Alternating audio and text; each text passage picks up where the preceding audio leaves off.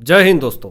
संसद में राहुल गांधी ने भाषण दिया, चीन सीमा विवाद को लेकर के कुछ सवाल खड़े किए, मुद्दे उठाए, लेकिन फिर से हमारे भारत के वीर सैनिकों पे जो तीखे प्रहार करने लगे, उनके मनोबल को तोड़ना जो शुरू कर दिया, संसद में हाहाकार मच गया।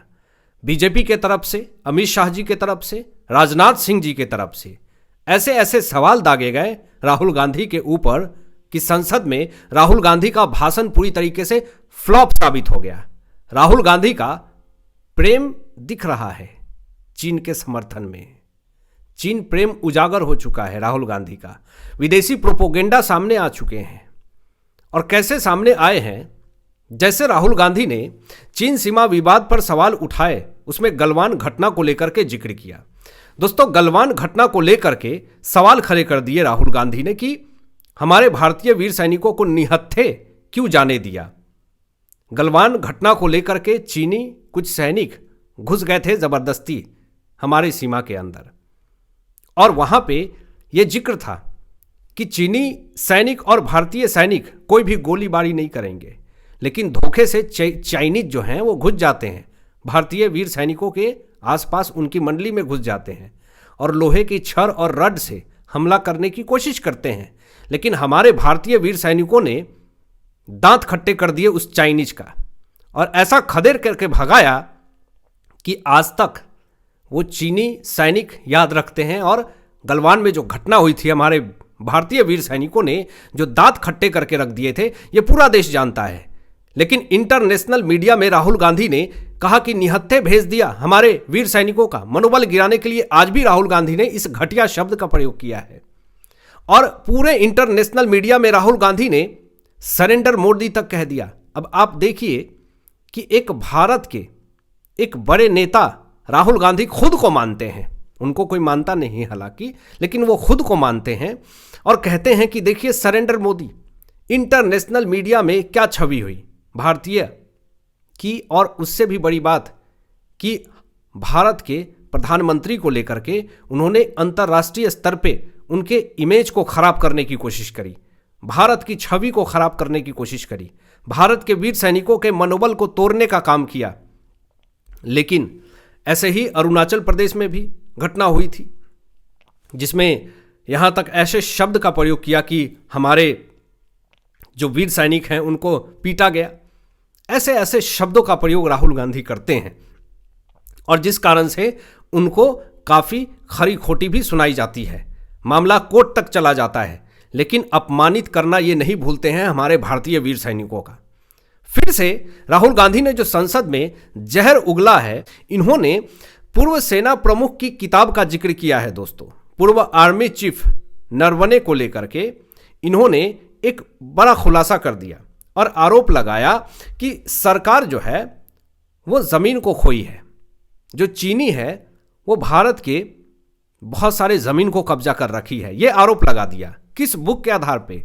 जो पूर्व आर्मी चीफ नरवणे ने एक बुक लिखी, उसके आधार पे राहुल गांधी ने संसद के अंदर ढिंढोरा पीट दिया और इतना बड़ा आरोप लगा दिया कि देखिए अपनी नाकामयाबी को छुपा रही है भारतीय जनता पार्टी। चाइनीजों ने भारत के बहुत सारे ज़मीनों को कब्जा कर रखा है।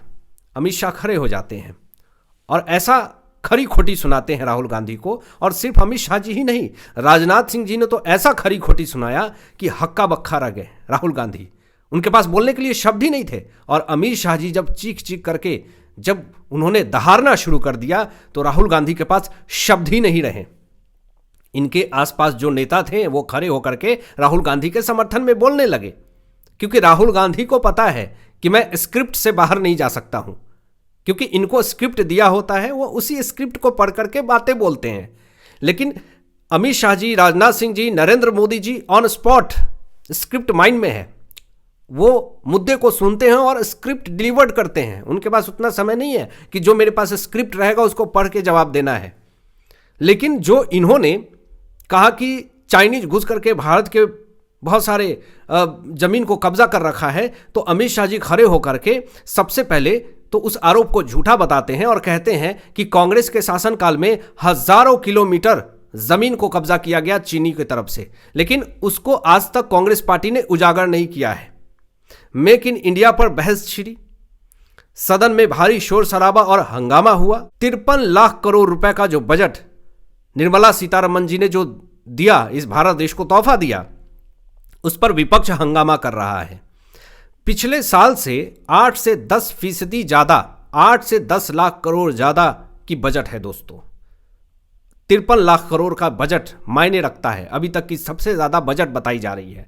हर सेक्टर में चीजें सस्ती हुई हैं, लेकिन विपक्ष कह रहा है कि ये तो कुछ नहीं है, ये कोई बजट का बजट नहीं है, ये सिर्फ मूर्ख बनाया जा रहा है। जो भी राहुल गांधी आरोप लगा रहे हैं बीजेपी के ऊपर कि जमीन को कब्जा किया गया है, बजट जो है वो सिर्फ और सिर्फ अपने फायदे के लिए बनाए जा रहे हैं, मिडिल क्लास लोगों के लिए कुछ नहीं किया जा रहा है, ऐसे तमाम जितने भी आरोप लगा रहे हैं राहुल गांधी, बिना सबूत के झूठे दावे किए जा रहे हैं। इनके पास कोई सबूत नहीं है, इनके पास कोई सोर्स नहीं है। जब इनकी सरकार थी तो किस तरीके से बजट इनका आता था, ये पूरे देश ने देखा है।